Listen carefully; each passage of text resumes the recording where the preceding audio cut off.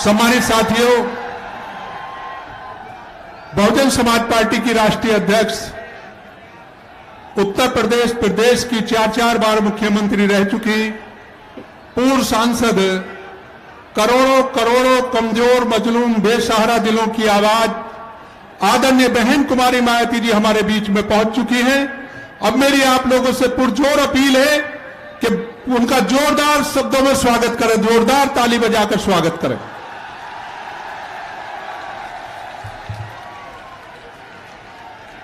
अब मैं गुजारिश करूंगा आगरा सुरक्षित लोकसभा से बहुजन समाज पार्टी की प्रत्याशी श्रीमती पूजा अमरोही,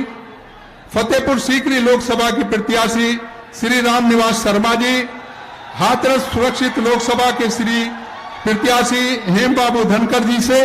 कि वो तीनों मिलकर आदरणीय बहन जी के सम्मान में सोने का मुकुट पेश करें।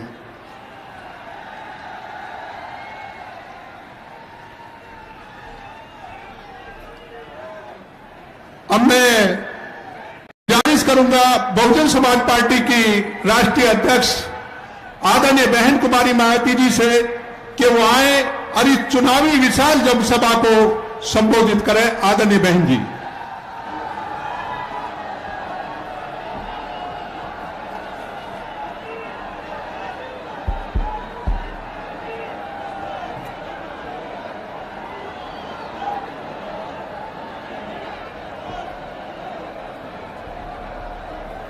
बस बस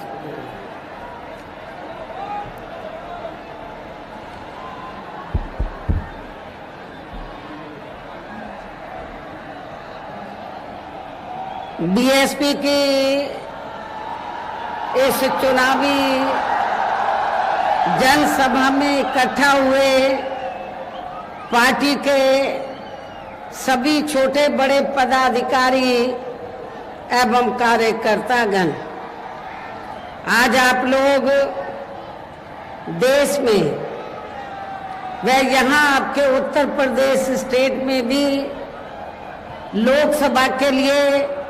हो रहे आम चुनाव में अपनी पार्टी के उम्मीदवारों के समर्थन में मुझे सुनने के लिए यहाँ इकट्ठा हुए हैं, तो उसके लिए मैं आप सभी लोगों का हार्दिक दिल से आभार प्रकट करती हूँ। वैसे आप लोगों को ये मालूम है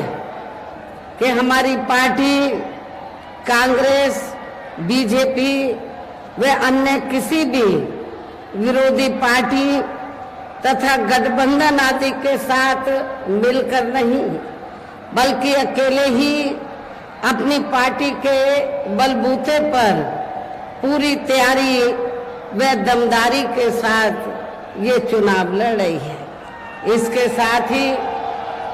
हमने टिकट बंटवारे के मामले में भी यहाँ सर्व समाज के लोगों को उचित भागीदारी दी है। जिनको कामयाब बनाने के लिए अपनी पार्टी के लोग पूरे जी जान से लगे हैं। इस संबंध में यहाँ मैं ये भी कहना चाहूंगी कि हमारी पार्टी ने इस चुनाव में भी सर्व समाज के लोगों को टिकट बंटवारे के मामले में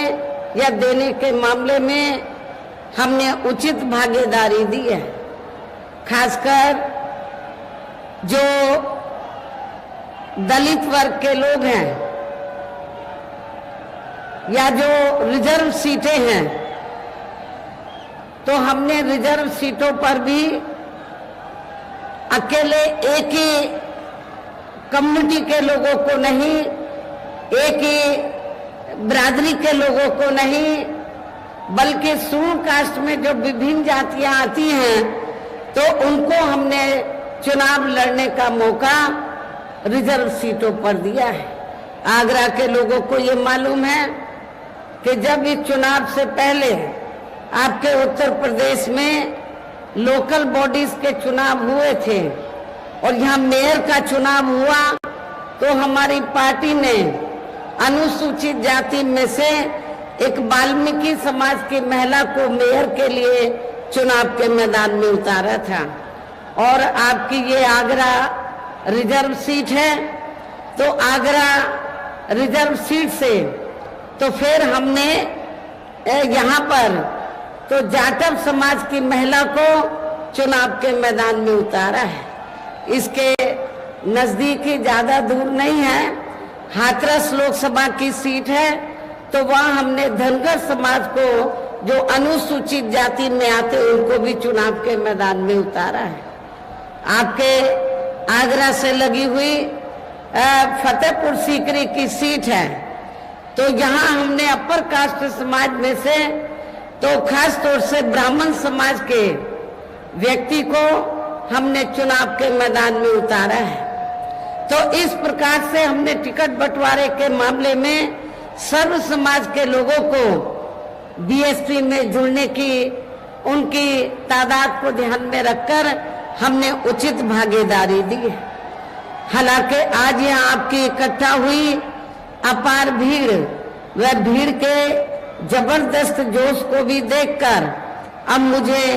ये काफी हद तक भरोसा हो गया है कि पिछली बार की तरह इस बार भी आप लोग अपने प्रदेश से और यहाँ अपने क्षेत्र से तो लोकसभा चुनाव में अपनी पार्टी का बेहतर रिजल्ट जरूर लाएंगे। इसके लिए अब मैं आप लोगों का ध्यान कुछ जरूरी बातों की तरफ दिलाना चाहती हूँ और इस संबंध में विशेषकर मैं कांग्रेस, बीजेपी व इनके अन्य सभी सहयोगी दलों के बारे में ये कहना चाहूंगी कि आजादी के बाद शुरू में केंद्र व देश के काफी राज्यों में भी ज्यादातर सत्ता यहाँ कांग्रेस पार्टी के ही हाथों में केंद्रित रही है, किंतु इनकी अधिकांश मामलों में रही गलत नीतियों एवं गलत कार्य प्रणाली आदि की वजह से ही फिर इस पार्टी को यानी कि कांग्रेस पार्टी को केंद्र में काफी राज्यों की भी सत्ता से बाहर होना पड़ा है तथा यही स्थिति इनकी सहयोगी पार्टियों की भी बनी रही है, जिसके कारण ही फिर पिछले कई वर्षों से भारतीय जनता पार्टी व इनके सहयोगी दल केंद्र एवं काफी राज्यों की भी सत्ता में काबिज हो गए हैं, लेकिन इनकी भी ज्यादातर रही जातिवादी, पूंजीवादी, संकीर्ण, सांप्रदायिक व द्वेषपूर्ण नीतियों एवं द्वेषपूर्ण नीतियों एवं कार्य प्रणाली आदि से तथा इनकी कथनी व करनी से काफी अंतर होने की वजह से अब ऐसा लगता है इस बार ये पार्टी भी यानी कि भारतीय जनता पार्टी भी केंद्र की सत्ता में आसानी से वापस आने वाली नहीं है, बशर्ते यदि ये चुनाव इस बार फ्री एंड फेयर होता है तथा आम चर्चा के मुताबिक वोटिंग मशीनों में भी कोई गड़बड़ी आदि नहीं की जाती है और वैसे भी इस बार चुनाव में इनकी कोई भी पुरानी एवं नई चल रही नाटकबाजी, जुमलेबाजी व गारंटी आदि काम में आने वाली नहीं है, क्योंकि अब देश की जनता काफी हद तक है कि इनकी पार्टी ने अब तक देश के विशेषकर गरीबों, कमजोर तबकों, मध्यम वर्गीय एवं अन्य मेहनतकश लोगों को जो इन्हें दिखाने के असंख्य प्रलोभन भरे वायदे किए हैं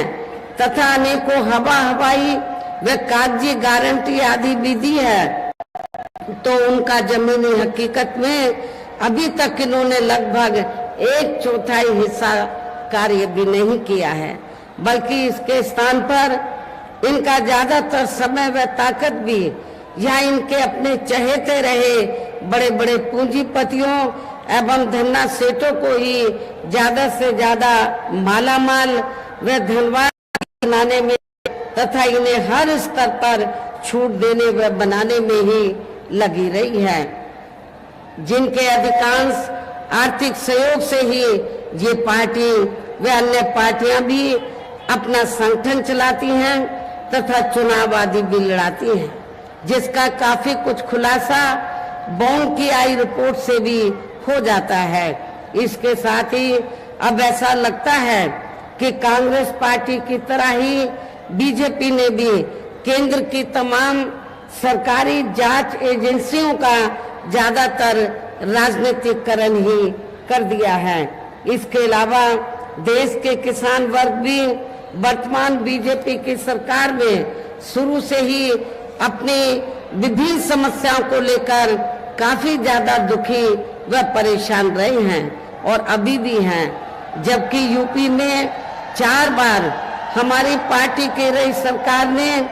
इनके हितों का भी हर स्तर पर विशेष ध्यान रखा है। हमारी पार्टी की रही सरकार ने तो किसानों को खेती करने के लिए समय पर इनको सस्ते साधन उपलब्ध कराए और इसके साथ ही तो इनकी फसल का भी हमारी सरकार ने उचित दाम दिया है, जो अब आपको ना तो यूपी की सरकार में ना केंद्र की सरकार में नेशनल लेवल पर किसानों को ये सब राहत मिलती हुई नजर नहीं आ रही है। इतना ही नहीं बल्कि केंद्र में पूर्व की रही कांग्रेसी सरकार की तरह ही वर्तमान भाजपा सरकार में भी इनकी जातिवादी, हीन, सांप्रदायिक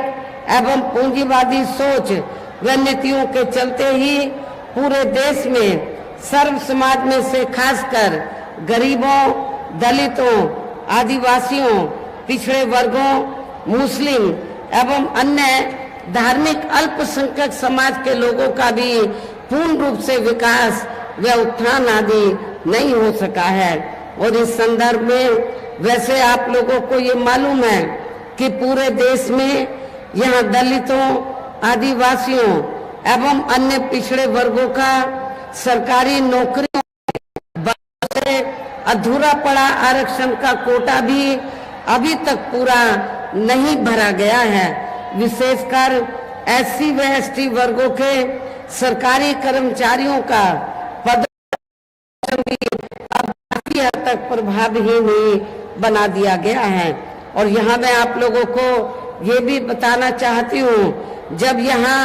समाजवादी पार्टी की सरकार थी तो समाजवादी पार्टी की सरकार ने एससी व एसटी वर्गों के सरकारी कर्मचारियों का पदोन्नति में जो आरक्षण है इसको पूरे तौर से इसको खत्म कर दिया था। ये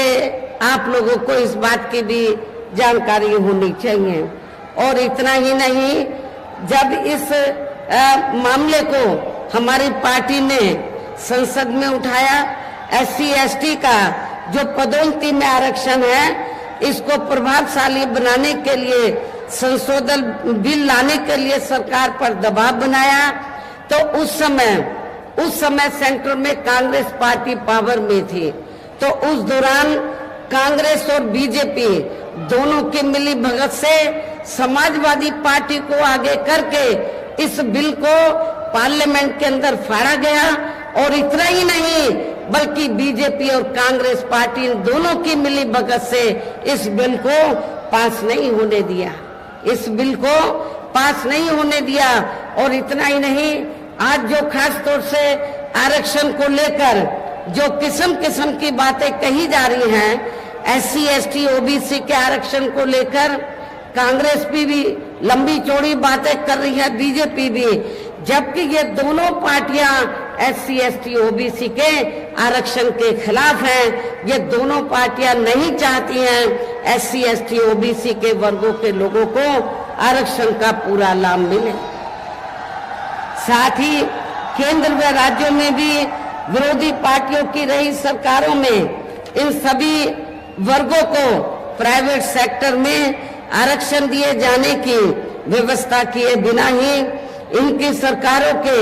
ज्यादातर सरकारी कार्य अब प्राइवेट सेक्टर के जरिए ही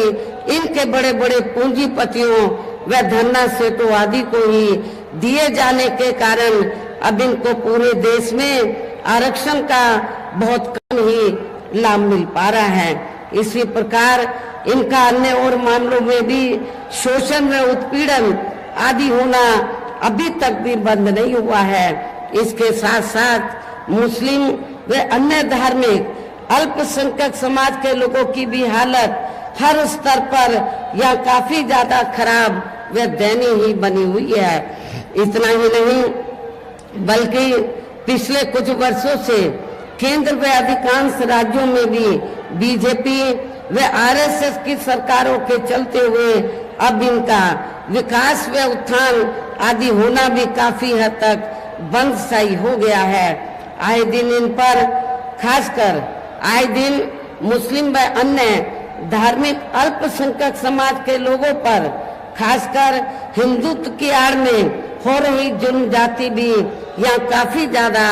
चरम सीमा पर पहुंच चुकी है। इसके साथ साथ अपर कास्ट समाज में से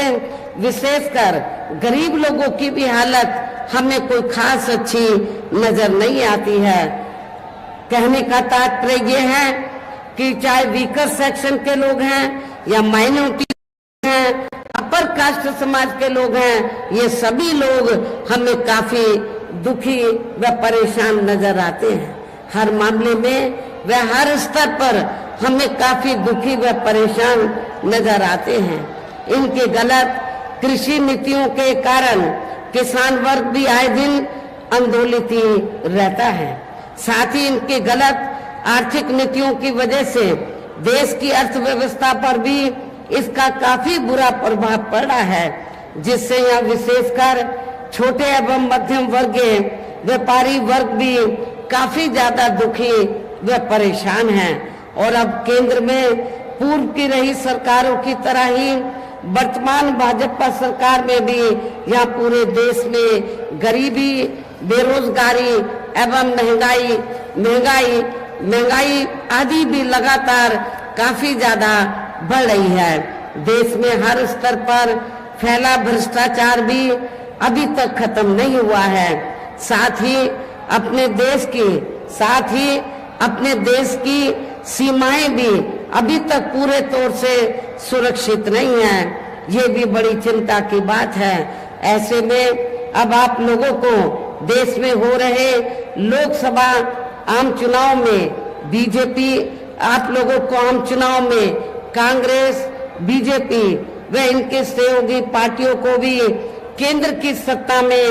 आने से जरूर रोकना है। जिनकी गलत नीतियों व गलत कार्य प्रणाली आदि को आप लोग काफी हद तक आजमा भी चुके हैं। ऐसी स्थिति में अब ये विरोधी पार्टियां इस चुनाव में भी किस्म किस्म के साम दाम दंड भेद आदि अनेकों हथकंडे इस्तेमाल करके केंद्र की सत्ता में आने की भी पूरी कोशिश में लगे हैं, जिनसे अपनी पार्टी के लोगों को हर स्तर पर काफी ज्यादा सावधान रहना है। और इस मामले में विरोधी पार्टियां अपने अपने पक्ष में हवा बनाने के लिए खासकर मीडिया, ओपिनियन पोल व सर्वे आदि का जो बड़े पैमाने पर इस्तेमाल कर रही हैं, तो उससे भी अपनी पार्टी के लोगों को बिल्कुल भी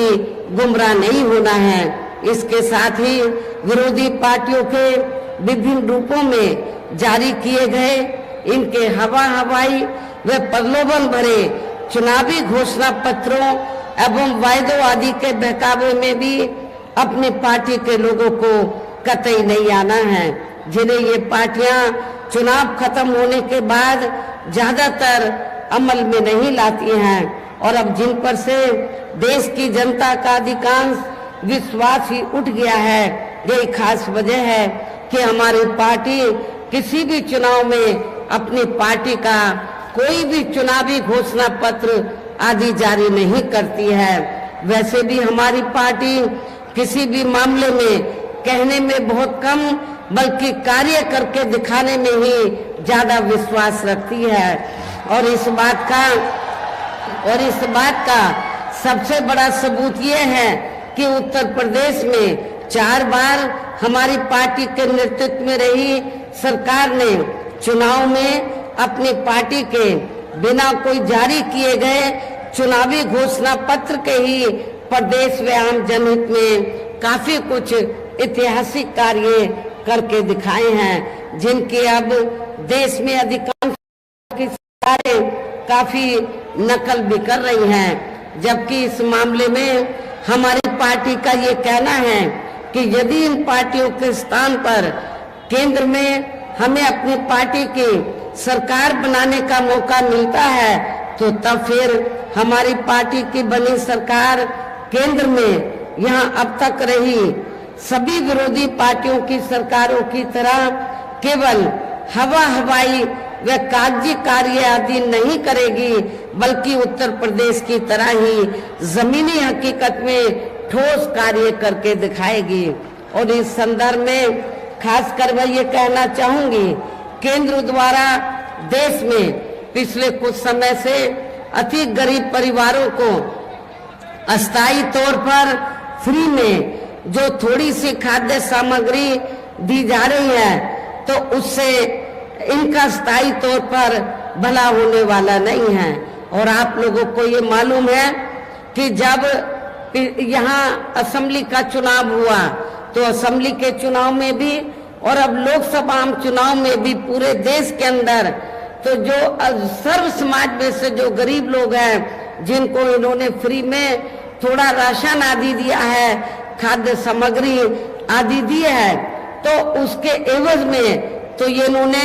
असेंबली के चुनाव में भी लोगों को गुमराह करने के लिए और अब लोकसभा चुनाव में भी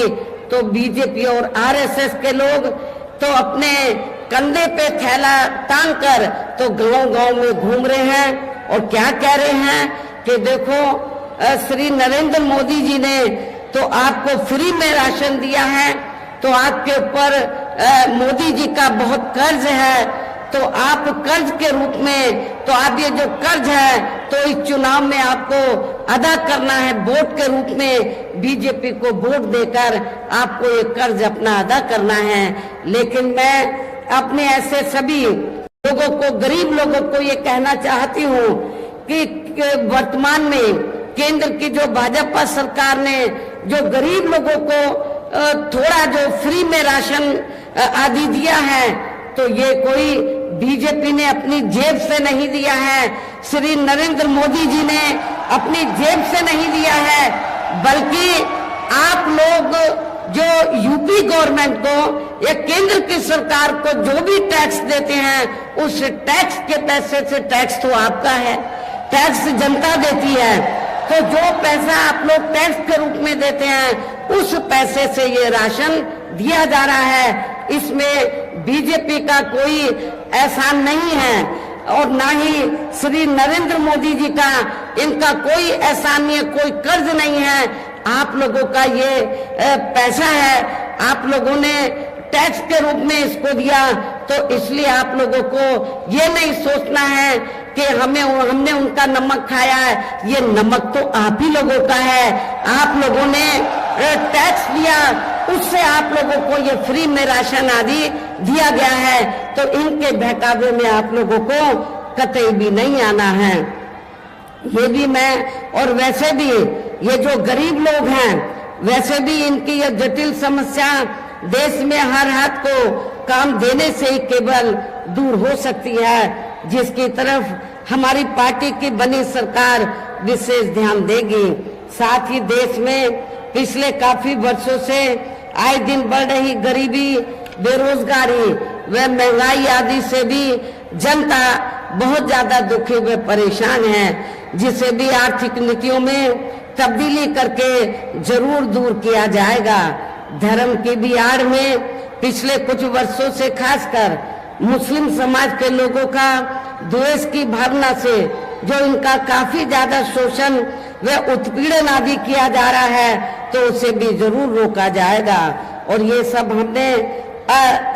सब हमने अपनी